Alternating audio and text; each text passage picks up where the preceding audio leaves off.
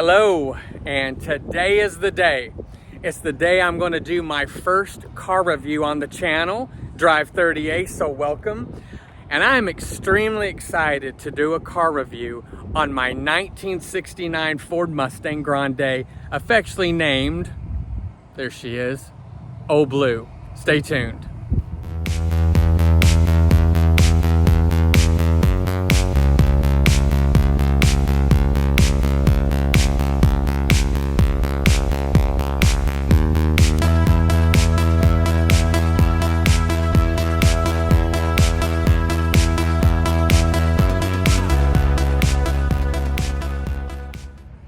Okay, before I get into it, I want to just give you a little backstory on Ole Blue. As I mentioned earlier, she's a 1969 Ford Mustang Grande. And the 69 Mustang was the third kind of update, the third facelift of the Gen 1 Mustang. Now they started 64 through 66, 67 through 68, 69 and 70, even though the 70 was a little different than the 69, and then 71 through 73. That's the Gen 1 Mustang. Now the Ford Grande was Ford's version of the Mercury Cougar, and what set it apart was it was the luxury version of the Mustang. It had a factory vinyl top, factory front disc brakes, a clock. It had factory AC, and it had about 50 pounds of extra padding for road noise. Now, I bought Ole Blue in November of 2015, so I've had it almost 9 years to the day, and I bought it so that I'd have a project with my son Jordan, that we would rebuild it together and just spend time. And I wanted him to have a basic understanding of just of how a car works. Even though, I mean, it's not a Tesla and it's not even a newer car, but still, I wanted him to have a general understanding of how cars ran. You know, the 69 Grande, they sold about 20,000 of them. And it came factory with a 2-barrel carburetor, 14-inch rims. Now, I've done a lot to it that I'm really excited to show you here in a second. But yeah, it's been a really, really fun project. And yeah, let's get right into it. All right, here she is, Ole Blue. Now, what I'm gonna do is I'm just gonna walk around to show you what we've done. Then we'll look at the interior, and then we'll finish with the engine bay. But again, I love all Mustangs. I don't care what year it is, but I just think the 69 Mustang, it just looks like a muscle car. Now, the Grande did not come factory with this chin spoiler. I added that. I thought it looked good, so I added it. Now, when we bought it, again, it was, this color it's Acapulco blue. The interior is a Ford light blue, but when I got it, it was an older restoration, had a lot of scrapes and scratches, a lot of pieces were missing, everything leaked, had dirt dauber nests underneath it.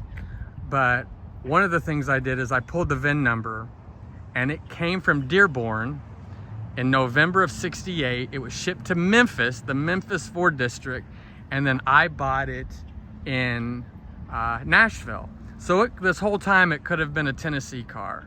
Who knows? It had approximately 70,000 miles on it when I bought it. I just hit 90. So I put about 20,000 miles on it. So let's just start from the beginning and walk around. Now the bumpers are original. Now we had it painted. My good friend Kaylor Stein painted it, and we kept it original, the Ford Acapulco blue. The grill was missing, and that little decal was missing, but I replaced that. You might have a little bit of road noise here. The guy's kind of circling around, but that's all right. He's not gonna mess with this. When I got it, it had 14-inch Krager Super Sports in the front and back. I just recently changed them out to American torque thrusts, but I decided to keep them staggered. I just like the look. Now I recently, well, last year, I freshened up the top. I am planning on changing it because they're kind of notorious about rusting right in here. The only rust I want on this car is when I'm setting in it. Now, some of you will get the joke, some of you won't. But next year I am going to replace the top, just freshen it up, make sure there's no rust. Now all the trim, all the chrome trim has been replaced.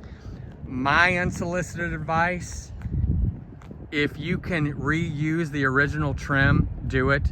This new stuff, no matter who you buy it from, it's just not the highest quality. It's really soft. But as I mentioned earlier, the Ford Grande came factory with the vinyl top. The bumpers are original. I replaced the glass, the plastic glass in the tail lights.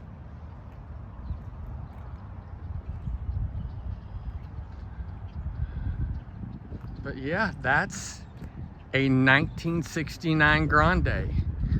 One of the differences between the Grande and the Mach 1 is this little trim piece here is reversed. That's how it's supposed to look. Now let's take a look at the interior. Now I have completely redone the interior. I pulled everything out, checked the floor plan, the floor pans. The seats are original.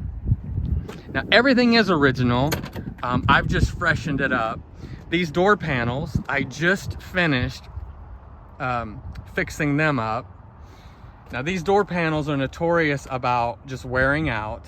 It is the deluxe interior, but to change these out, it's about 500 bucks. So I refinished. I just took them out, took them apart, cleaned them up, and resprayed them. Same, I mean, any piece of trim in here has been redone. Now this console, that's not original. When I first bought the car, it was literally broken in half. I found a black one, took it apart, cleaned it up, painted it this Ford light blue, and threw it in there. The steering wheel's not original either, but I added this temp gauge and tachometer. The radio is a retro sound radio, but there's the clock and it works.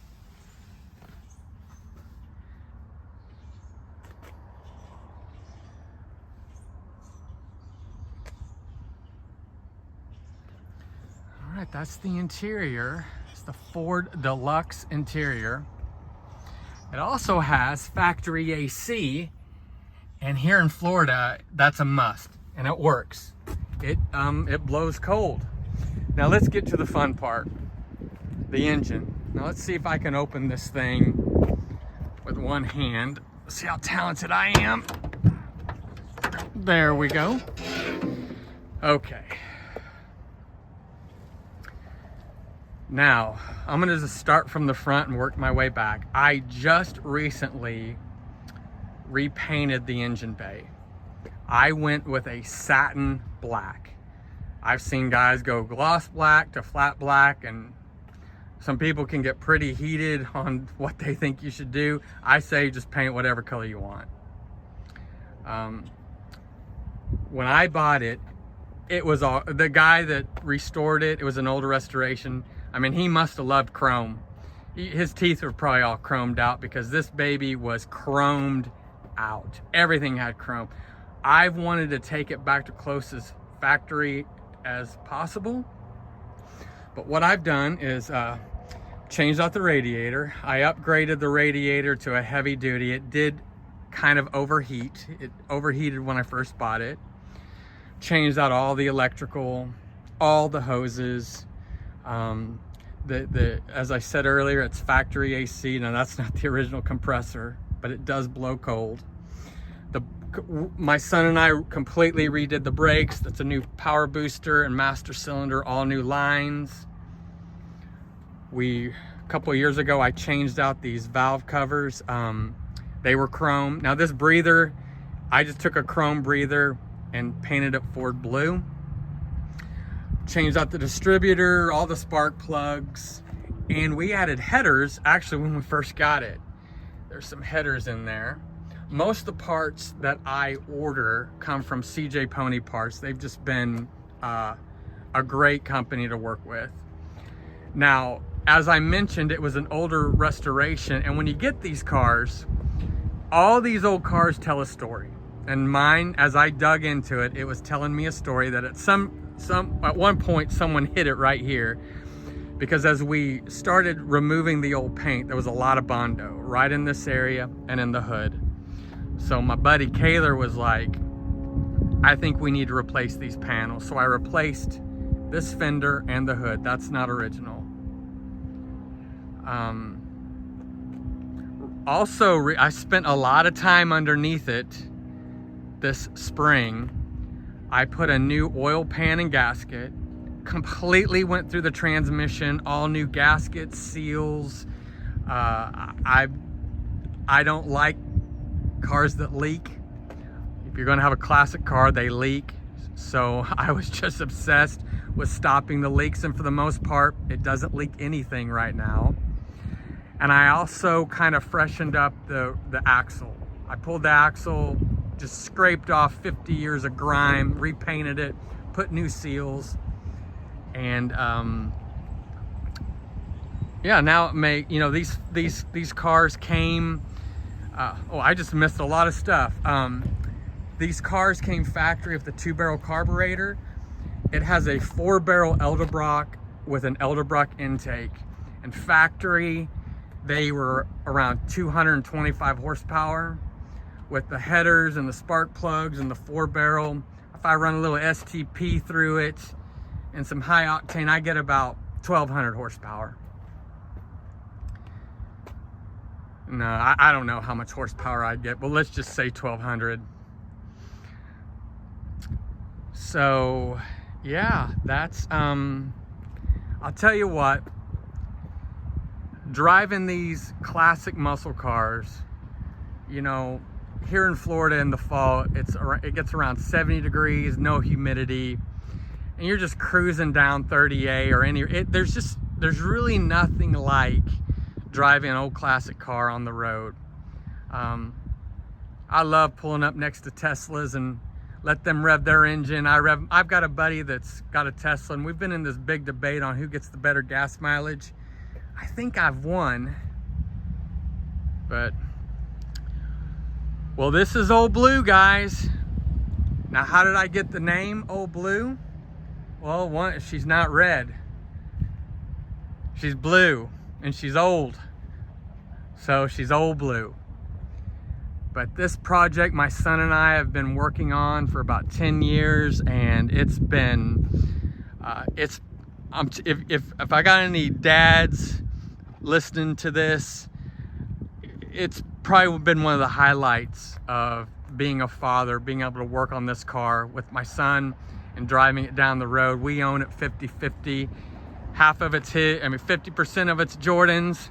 Now, I don't know if he's paid for 50% of it, but that's just between me and him. But guys, there's nothing like doing one of these projects with your kid, whether it's a son or a daughter.